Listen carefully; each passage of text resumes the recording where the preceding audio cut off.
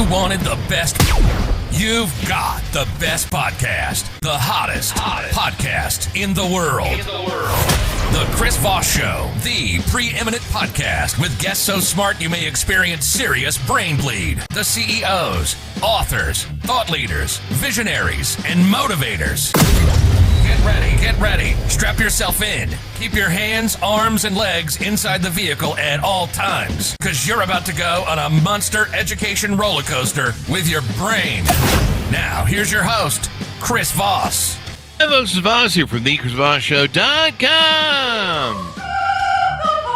Ladies and gentlemen, there are latest things that makes official. Welcome to 16 years, going on 17 of the Chris Voss Show. 2,500 episodes, people. You ever sitting around and you're like, God, I wish I had something to do today. There's like hours of knowledge and details and stories and things that will change and improve the quality of your life. The more you know, the more you learn, the more you educate yourself, the better you can do life, eh? Do the life program, eh? Anyway, we're going to be talking with a wonderful young man today. But in the meantime, go to goodreads.com/Chris Voss, LinkedIn.com/Chris Voss, Facebook.com/Chris Voss, and Chris Voss 1, the TikTokity, all those crazy places there. Opinions expressed by guests on the podcast are solely their own and do not necessarily reflect the opinions of the host or the Chris Voss Show. Some guests of the show may be advertising on the podcast, but it is not an endorsement or review of any kind. Today's featured author comes to us from bookstolifemarketing.co.uk. With expert publishing to strategic marketing, they help authors reach their audience and maximize their book success. Today we have Peter H. Thomas on the show with us. We'll be talking about his first book, or one of his early books, called Be Great, The 5 Foundations of Extraordinary Life in Business and Beyond, out October 9th, 2009. We'll talk about some of the other work he does as well. So we'll get into it with him.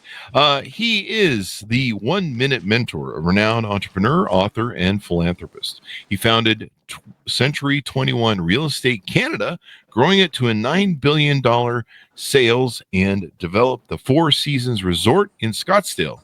Have I been there? Scottsdale's so beautiful. Champion of values-based leadership, he created Life Pilot and the Todd Thomas Institute, and as chairman emeritus of the Entrepreneurs Organization, he continues to inspire through his mentorships and books like Be Great and Never Fight with a Pig. That sounds like politics, maybe. I don't know. We'll find out. Welcome to the show, Peter. How are you, sir? Good. Fine. Thank you, Chris. Nice to be here. Pleasure to have you as well. Give us your .coms. Where do you want people to know you better on the internets? My website, thomaspride.com. Mm-hmm. THOMAS pride, one word, .com. So give us a 30,000 overview. What's in this book of yours? I've written 4 or 5 books, but that's my book I'm most proud of, Be Great, because really what it was, I developed a program called Life Pilot. I went through a tragedy some 20 years ago. I lost my son. And I as a result of grief and various other things, and the way Todd lived his life, I developed a program called Life Pilot, which really is a program to teach people to understand what their values are and then live their life in alignment with those values. And I found that over the years, I belong to an organization called YPO, Young Presidents Organization. And as you travel all over the world and you meet people, you see lots of people who are successful, and this is every organization, but who are very, very successful, but they lose track of why they're alive, why they're living, the different roles. And sometimes business or some other thing will take them focusing on all other things, maybe other than the important things, And so what by developing what your values are individually, you can understand where you should be spending your time and your priorities. And so tell us a little bit about your life. You have quite the background and stuff. And do you still live in Canada, or do you live in Scottsdale? Yeah, it's sort of we live in 3 places. We live in Canada, we live in Scottsdale, and we live in Mexico. We got a place in Puerto Vallarta. You just keep bases in the North Continent there. Yeah, yes. Which we enjoy. That West Coast, up and down the West Coast. Well, that's the travel way to with move. the weather. It was funny. When we have Canadian folks on the show, I always will pick up the boot or the A's. Yeah. And when we were teenagers in high school, we must have watched Bob and Doug McKenzie that movie, like about 50,000 times. And Oh, so we'd yeah. walk around saying A. So usually I pull all the A's out, and it was funny pre-show. Mike Myers was doing getting that too, I A's. think. Yeah, it's like they try and hide some of my Canadian friends will try and hide the A's, and Yeah. and I'll start dragging it out of them. Yeah, you come around and see me, eh? I love it. And Canadians are the best people too. I mean, they're I don't know how you guys put up with living next door to us. We're like you guys like the polite brother, and we're like the drunken idiot brother who's always like, let's start a war. You guys are. Well, I explain it more like it's living beside an elephant. No, is that what it is? Yeah, and when the elephant, just stretches, they doesn't realize what that causes the areas close to it. Or when it takes a giant dump.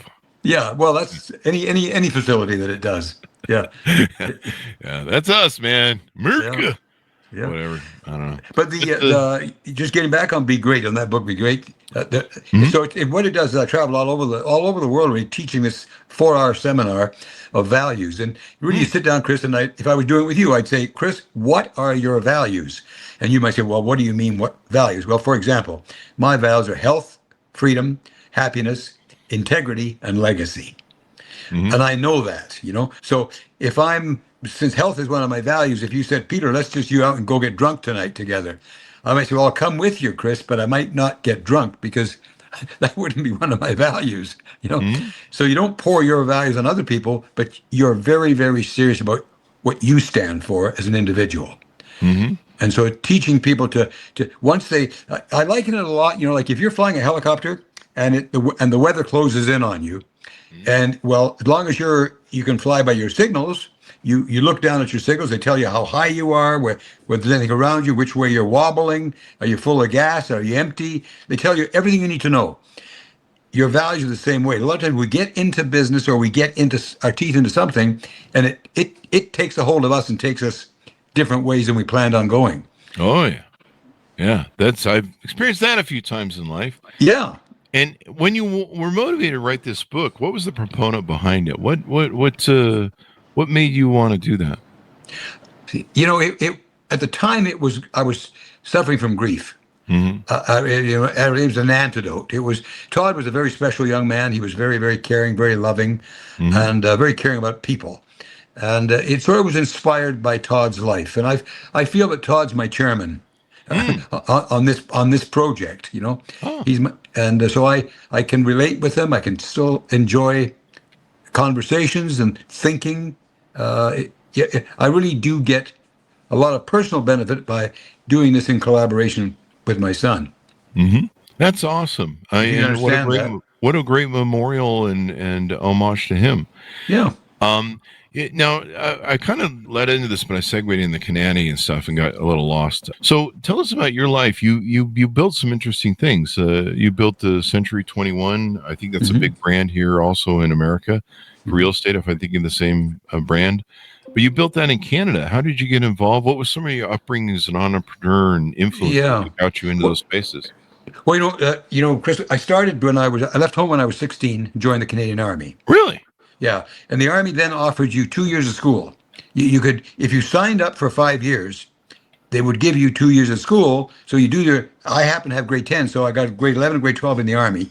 They called it senior matriculation. So they gave me senior matric, and then you're on your own. So I took those 2 years of school. Then you give them 3 years back to pay for the 2 years they just gave you. Oh. So that's 5 years.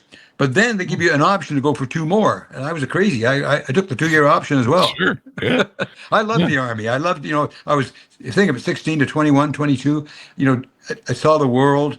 I got grew up to be a man learning from other men, And I really feel that all my lessons of life were really right there in those first 2 years that I was in the Army. There's a lot of discipline that you get taught in there where regimen and discipline that, it seems a little bit overburdensome at the time, but some of the best leaders come out of the military. I mean, they form the best leaders, and discipline's important.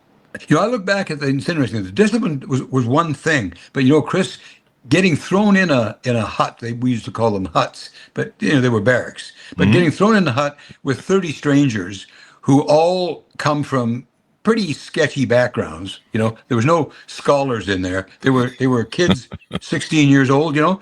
Some big, some little, some drunk already. All these different habits, and you had to sort of maneuver your life through that. Yeah, those are the lessons. Yeah, the bullies, how to handle bullies. All that stuff. Yeah, you kind of learn from that. My parents, we moved around a few times when we were young, and you would have to go to a new school and adapt, and there'd be different cultures of people that you have to adapt to, and then you had to learn to try and fit in or get along. And exactly, people are like, hey, there's a new guy, and you're like, oh, great. Yeah. Fresh meat for the bullies. There he's arrived. Yeah, so, and you learn pretty quick where you should step out and maybe stand up for yourself or let it go. Yeah, or let it go. So it's a great foundational. So was your childhood unstable, fraught? What motivated you to leave at 16? Yeah, it was. Well, I lost my dad right at the beginning of the war. Okay. At the end in England, and at the end of the war, Mom remarried a Canadian soldier. So that was like about 5 years later, and she married a Canadian soldier and brought me to Canada with her. So I came over to Canada, in northern Alberta, and then stayed there till I was I was ready to leave. Like I was always restless and always excited about tomorrow. Always excited about tomorrow. And so I saw the ad in the paper, and I said, Mom, this is what I want to do, and if you don't sign on and let me go, I'll probably leave on my own. One of those. So Mom was glad to. That was history. I signed on. Then I finished my 7 years in the Army. I got out, and I came to Calgary, Alberta, which is above Montana, and decided and looked for a job, and answered a job as a salesman for a securities company, and they were specializing in mutual funds. So they taught me kind of how to sell. And because I didn't know any of that skill sets. And so I learned how to sell mutual funds. I did that for 5 years. Wow. And rose up got to the leading guy in that company, and had a great time. The biggest thing I've had, Chris, is I've had incredible teachers. I just got lucky. I can point to human beings in my life that turned me completely, like, from going this way to going that way. Wow. Yeah. And they just seem to show up at the right time. Yeah, it's interesting how that works sometimes. Yeah. What we're sometimes searching for, I think sometimes we do that through, or maybe our subconscious. What we're searching for, makes it easier to identify the things when they come before us. I'm kind of that way. I'll search for things, and I'll kind of start talking to people and polling people or asking people what they think, and I'm trying to define what is kind of something I'm reaching for. And I'll keep reaching, and sometimes like you say, I find the person who has the answer for me, and usually I can identify. I'm like, that's it right there. That's what I've been looking for. And sometimes after talking to people, I'm able to compilate enough of it where I know, okay, I think I've talked to enough people to learn. Yeah, it's interesting how that works, and I can think of. I wrote about my book, Beacons of Leadership. I think there's 2 or 3 stories in the book where someone did something charitably for me when I was young that changed the whole course of my life, teaching me sales, keeping me in sales, teaching me how to close. And these folks, I shudder sometimes just thinking back. Sometimes I'm just like, what if I had never met that person? What if they had never been charitable to me? What if they had never helped me? Where would I be?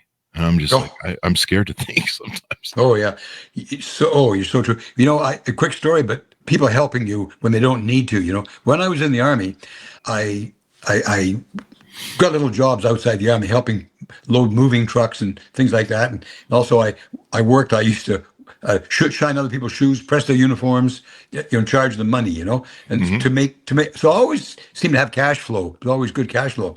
So now I'm sort of 17, and I think, well, I'm about 17. I should buy a car. I want to get a car. So I went down to the car dealership that was in this town, and walked in and said, I'd like to buy what. And so he showed me this it's called an Austin A40. A baby Austin car. So how much? $300. Okay, yeah.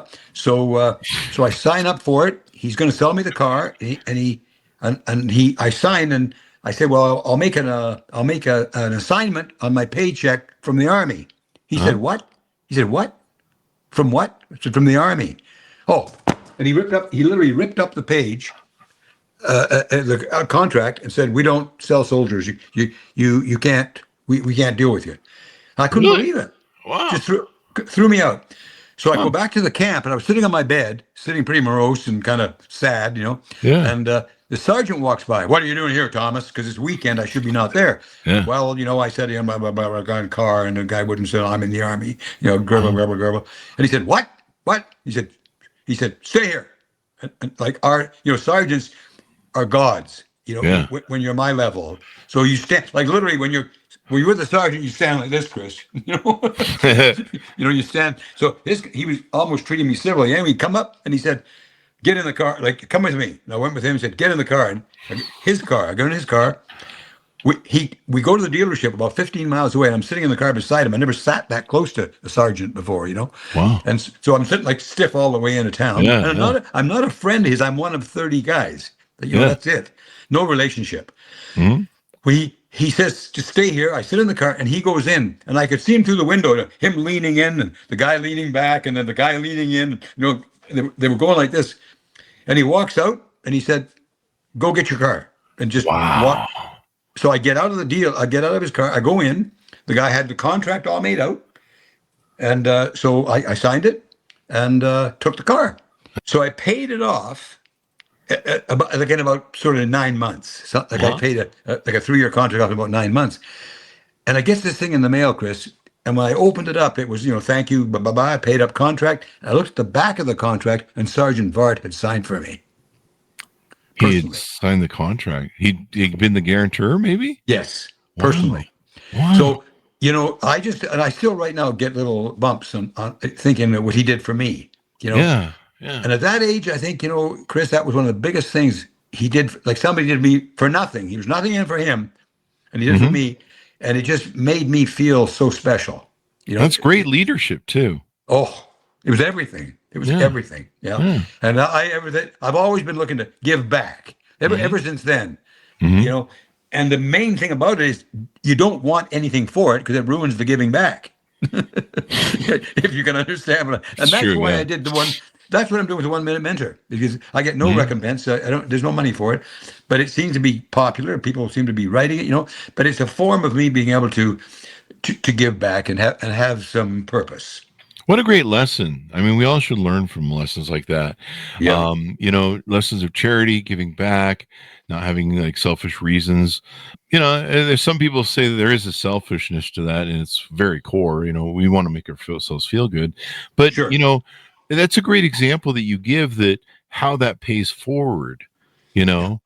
Someone showed you charity and grace, and you go, I'm gonna model that example. And it's too bad we don't model more of that example in our politics, in our world, and how people interact sometimes day to day. I used to go to the Starbucks nearby my house, and every morning when I go, somebody had started a pay it forward thing. So they would be like, your order's paid for. Do you want to pay for the car behind you? And it would just be continue on for, I don't know, all day long. But I mean, it's a great lesson. And, it's a thing where a rising tide lifts all boats. We have to think in terms of abundance instead of scarcity. So how did you get started with the real estate business in Century 21? Yeah. Well, I got out of the, I did my 7 years, got out of the Army, got that first job selling mutual funds, and had a great little lesson there. I worked there for 5 years. I moved up to the top salesman in the company in about 2 years, and then went into management. And I was killing it. I was having a great time. And I realized then I started learning about taxes and things and recognizing that you really can't make a bunch of money getting paid a salary, or commission. You need to get equity. You need to own a piece of the deal. Yeah. So I go to these guys who I thought, they thought I got all kinds of accolades for what I was doing. So I said to my boss, to Ken Marlin, I said, Mr. Marlin, I'd really like to get some equity in this company. And he said, well, I think that's a good idea. He said, I think it's a great idea. He said, I'll set you up an appointment with the boss, Mr. Cormie, the big man. So he sets it up about 3 weeks or so. It took me to get there. Finally, I get in the big man, and I'm sitting there. And the big man, he owns 97% of the company. And Ken, my boss, owns 3%. That's what they own. And so Ken says to the big man, he said, Mr. Cormy, he said, if you know Peter quite well, you've watched his progress. He's a great guy. He's really good for the company, and he wants to buy some equity in the company. Uh-huh. And Cormy doesn't say anything. He looks at him. He says, well, that's good, Ken. He said, why don't you sell him some of yours? Oh. And that was it. That was it. He had no desire. He couldn't care less about me. And so lesson number 2, I thought, boy, so I couldn't believe it. So what I said is, I went back to my guy, my boss, and he said, I don't know, Peter, I don't know what happened. I said, well, you know what? You go tell Mr. Cormy that I give him 1 year notice. I'm giving him 1 year's notice right now. What? That was 4 years. So I give him 1 year notice. Mm-hmm. He never talked to me again about it. My 1 year came and passed, and I left. Wow. And you did leave then? Oh yeah, I left wow. it. I left it the 1 year. And you held your gun. As it turned out, Chris, it was the best thing I ever did, because look what I did afterwards. Yeah. But I didn't know that. Did they spawn a competitor, basically? Is that what they did? No. I didn't do anything they did, because I went out and syndicating real estate on my own. Okay. First of all, I did do a little mutual fund company, but that wasn't where the money was. The money, then I learned about real estate. I actually do have a little story about it, but I bought a house. The salesman lived next door to our office. Used to know him real well, and he sold me a house. And he said, Peter, you can rent it out, just for. So I said, okay, how much is it? It was $10,000. This is back, 60 years ago. House was $10,000, and I needed $1,000. And I said, well, where? I'm not worried about the 9, but what about the $1,000? Where do I get that from? Because I can borrow 9. So he said, well, I can get you 9. I get you the $1,000. I said, okay, we'll do it. So I borrowed the 10, bought the house, we rented it out, and then he came along again, the salesman, and said, Peter, I can trade that house I just sold you for 10. It was about 10 months later. He said, I can trade it against this apartment block, and I'll give you 18 for the house against the apartment block. Wow. And that was about 50. So I said, okay, done. And then about 3 or 4 months later, he sold the whole deal for about 80. So I made about sort of $40,000. And I said to myself, what am I doing? Like I'm in my regular job, I'm making like $40,000 a year, Yeah. And so I became a real estate guy. Awesome. What an amazing story. From that deal. Yeah. What an amazing story. What a journey too. Oh, well, yeah. Incredible journey. Yeah. So you build this thing into, I guess, a juggernaut, a multi-billion-dollar company, right? Mm-hmm. Yeah. And how many years? We did about $8 billion in sales when I sold the company. Wow. That is amazing. And so after that, you've just kind of focused on different ventures and giving back? Yeah. Well, I've been charitable always. I've always having charity. But what I did primarily with my business deals is I just started, I started investing in real estate, and then, selling some of it when it was ripe, ready to sell. Mm-hmm. And then once you get into that market, when you're a buyer, you get all kinds of deals offered to you. Mm-hmm. And the next big one that came along was I was offered this project in San Antonio, Texas. And it was 1,246 acres of land, all serviced. If you know where the big playground in San Antonio, what's it called? Austin? Oh, it's all the people go there. Yeah. It's a water kind of water park, big park. Yeah. Anyways, it's huge. I mean, it's crazy. It went on the last resolution trust that took all the bankrupt deals. The government took them all and dumped them into this one trust. Okay. And then they offered the assets in that trust to different people who had money. And so I bid on this asset, and I literally paid $9 million for it, and we sold it for $150 million. Oh wow! But I had it. Took 20 years to do that. Okay. But it was a long, me and some partners, I put some friends and partners together, and we bought that. That was one major transaction. I'll bet. Well, that's a great return too. Yeah, it was all good. It was all good, So I kept kind of doing deals. Mm-hmm. What advice would you give to? Go ahead. I'm sorry to interrupt you. Oh no. Like deals, like hotels and everything. Mm-hmm. What advice would you give to aspiring entrepreneurs? Well, first of all, I tell them to get their values together. Mm-hmm. Understand what you stand for. That's number one in the world. The first thing that a person going into university should start doing is thinking of their values. It's hard when you're in high school it's hard to, because you're just developing. It's I think it's too premature. But once because you're getting values from your parents and from your friends and uncles and aunts and different people, you're learning about life. But then once you learn about life, and I'll just assume that's somewhere in that 15 to 20, then in that area you start thinking about values and what you stand for. Like, for example, I should mind health, freedom, happiness, and integrity, and legacy. So, and the legacy only came in recently. The rest of it, but like health, I've looked after my health all my life. Ran marathons, and health is just part of me. So it's easy to do. It's not difficult. Uh-huh. Oh, I thought you wanted to ask. Yeah. And so taking your direction from your values, you then look for a career that kind of fits those values. Because to me, there's nothing better than being an entrepreneur. And real estate is one of the most exciting areas of entrepreneurism. There's many exciting areas, but real estate's one of them. And of course, for a guy like me who really has got no education or no college, no university education, you're limited a bit. I didn't realize I was limited, but you're limited a bit. I just happened to hit the right vein of gold, because there's nothing to hold you back at all. When you go into real estate, as hard as you work, and you raise the money, you can do the deals. The qualification is really your success as you move ahead. And so that was a good thing for a guy like me to get started, because the entry level was pretty low. It's quite the journey that you've done. Let's get into promoting your 1 Minute Mentor series. How does that work, and where can we find it? Well, I'm on the internet. I'm on Instagram, Facebook, LinkedIn, and all those.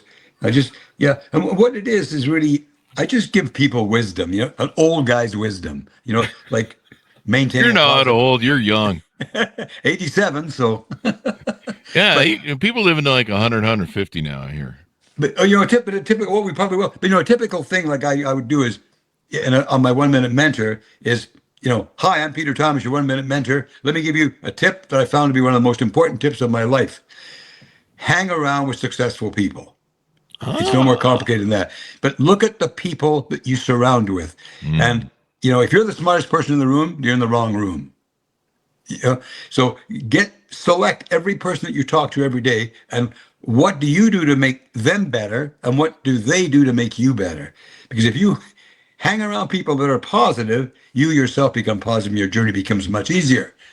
Thank you. I'm Peter Thomas, your 1 Minute Mentor. That's what it is. So they can go on the Instagrams or your other things. They can see some of the business wisdom and health and life topics of the 1 Minute Mentor. You do videos on there that talk about your life and everything else. 1 minute. Yeah. In 1 minute. And it's amazing. I used to think, who can tell stories in a minute? But it's amazing the data you can put in 1 minute when you really focus it. Oh, it is. For example, another one is, hi, welcome to 1 Minute Mentor. Today I'm going to talk about minutes matter. Minutes are important, and you need to make up your MITs every day. Most important things. The first thing you got to do in the morning when you get up, well, actually, as you get doing this, you do it the night before. Make out a list of the things that you want to get accomplished tomorrow, and make that list up the day before so you know exactly what you're going to do tomorrow. The better you can get at that, the more efficient you will be. That's it. I love that. Years ago, I'd heard, I forget the great radio host who kind of seeded a lot of entrepreneurism and positive thinking, but he told the story of how U.S. Steel had somebody do that. A consultant had gone into the CEO and said, you want to hire me? And he's like, no, we're not hiring consultants right now. He goes, but I do have a problem. I never can get anything achieved every day. I'm just overwhelmed. Yeah. And so the consultant went home and thought about it and came up with this thing where you do that. What would you call it? The MIT? Yeah. Most important things. MITs. Most important things. And he went back to the CEO and he says, every day, the night before you go to bed, list the top 5 or 6 things that you need to do in order of importance. And then when you come in during the day, focus on getting those things done, and anything you can do beyond that is just juice, right? And they claim that sort of process made U.S. Steel the biggest steel company in the world by focusing on that. So that it does work. that's an affirmation of it. I found it does work too. There's certain things I need to focus on every day, and it's so easy to get distracted, especially with social media and the internet nowadays. Well, Chris, you're right. You said the word focus. There's a formula that I use for everything that I do, and it's got 3 words: clarity, focus, execution. So that finishes it off. So if you're looking at doing something, first get clarity. Do you really want to do it? Like, let's say you're thinking, I want to go to Africa. I haven't been in Africa, my whole life. I got to go to Africa. So you say, okay, get clarity. How much does it cost to go to Africa? When's the weather good that you go to Africa? What do you mean Africa? Where do you want to go in Africa? You want to see an elephant, or what are you going to do in Africa? You clarity. Because a lot of times people they miss clarity, focus, and execute. They have no clarity. So clarity is really critically important. Then you focus. Okay, now I got to book the trip. Not yet. That's not yet. That's execution. But I got to get ready. What else do I need to know? Have I got the money? Cost 14 grand to go down. Okay, have I got 14 grand? My 28 grand. So, get all that stuff, and then you execute. And the execution is easy. That's the easiest part. I plan. What are the other questions I had for you? What to do with it here? What role has failure played in your success? A lot of people don't realize that aspiring entrepreneurs, you're going to deal with a lot of failure. First of all, Chris, I tell you about, I don't think you fail. You just don't make it all the way to success. You got different degrees of success. So if you start at 0, and let's say success is 10, 2 is better than 0. So you got to 2 before you didn't make it. Like I don't look at not hitting a goal as failing I failed just at that one little thing. That's a little wee part of something. So I don't have the mental hang up of failing. Like I didn't succeed in everything I've ever gone to do, but I've sure succeeded in the important things. And don't look at failure in some things as baggage and heavy and, oh my God, I lost my self-worth. People get much too serious about stuff like that. Yeah. Give it a shot. So as a young man at 86, how do you stay vibrant, excited, and energetic about life, what's going on, and your focus, et cetera, et cetera? Yeah. Well, I tell you a theory that I have. So there's a story about this guy lived up in an office building near the waterfront. He looked down from his office building. He'd look down onto the waterfront, and he'd see a guy standing there, looking out across the water. So he looked down. Next day, guy standing there again. Next day, he's still standing there. A year goes by. He's still standing there. 20 years go by, and the guy's every day comes out there. Finally, after 20 years, the guy can't stand it. He walks downstairs. He goes to the waterfront. He says, "Excuse me, sir. I've been watching you for 20 years, looking out over the ocean, and then you just walk away. What are you doing? What are you looking for?" He said, "I'm waiting for my boat to come in." He said, "Well, did you send any out?" So that's I send boats out every day. At least 5. Waiting for my boat to come in. And a lot of people do that. They don't realize that they like you say, they are the proponents of that, so they have to do something to get the boat to come in. Yeah, wait for the boat to come in. You might want to wave to the boat as it's, hey, where am I supposed to dock? Hey, over here. This is, I've been waiting for you for 20 years. Yeah, just keep waiting, but you got to activate it. Send lots of boats out, and then they come back with gold or whatever. That's right. Gold bullion, like the stories that you read of pirates when I was a kid. Final thoughts as we go out, Peter, to pick up your book, utilize your services, et cetera, how they can reach out to you and take advantage of it. Yeah. Well, the one last tip that I have too is try and live in 24-hour compartments. In days like we're doing right now, it's crazy. You can't keep up with what's going on. It's impossible. So you shouldn't try. And I actually tried a news fast. I did a news fast. And I even had to take off my Apple Watch because you get these breaking news comes on your Apple Watch. A news fast is a good thing to try, but that won't last long. You want to know what's going on. But go on 24. Think tomorrow, today, right now, we're talking, Chris, this is the most important day of our lives. What you do today, the rest of today and tonight, just think of it as the most important. Forget tomorrow. Don't even think about it right now. Think about today. And so that will make today as the best day of your life. And that's what you got to do. Think in day-tight compartments. 24 hours is far enough ahead right now. And staying present, that's probably the real function of that, right? Being You present. said that very well. Stay present. Yeah. One of the problems I had is I have ADHD and OCD. So it's very easy. I can be working on any project and I can go squirrel. And suddenly, I'm fixing the car, Yep. And it's really bad. And so I constantly have to be focused on being present and managing it. Yeah. And it's, I'll get this thing like, hey, you should go check on the TV. And you're like, no, I know what you're up to, Mr. ADHD. And we're not playing your game today.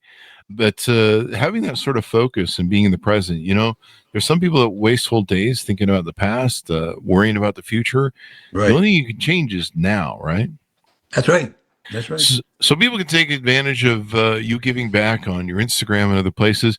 Give us your .coms as we go out, and we'll wrap the show. Okay. It's just Thomas Pride. The website is thomaspride.com. Yeah, I think then my Life Pilot is lifepilot.org. Lifepilot.org, because it's a charitable organization. And the 1 Minute Mentor is on whatever program you want to watch on. Instagram is the most used one, but we're on LinkedIn, we're on YouTube and Facebook. You got 234,000 followers over there on the Insta, as the kids call it. Yeah. Good for you. It's good advice. We need positive, uplifting things, and we need more entrepreneurs, especially with the age of AI. So thank you very much, Peter, for coming on the show. We really appreciate it. I really enjoyed meeting you, Chris. Thank you very much. I enjoy meeting you as well. I've just been, the stories and everything else that you have and the life journey that you have are just awesome. I can't wait for the next 86 years to see what you do with it. Perfect. Thank you, sir. Bye-bye for now. And thanks for audience for tuning in. Order up his book wherever fine books are sold. He's got about, I think, 4 or 5 books. Is that it, Peter? Yeah, 4 or 5. Peter H. Thomas, Be Great, The 5 Foundations of Extraordinary Life in Business and Beyond, out October 9th, 2009. Be good to each other, folks. Stay safe. We'll see you guys next time. Brain farted there.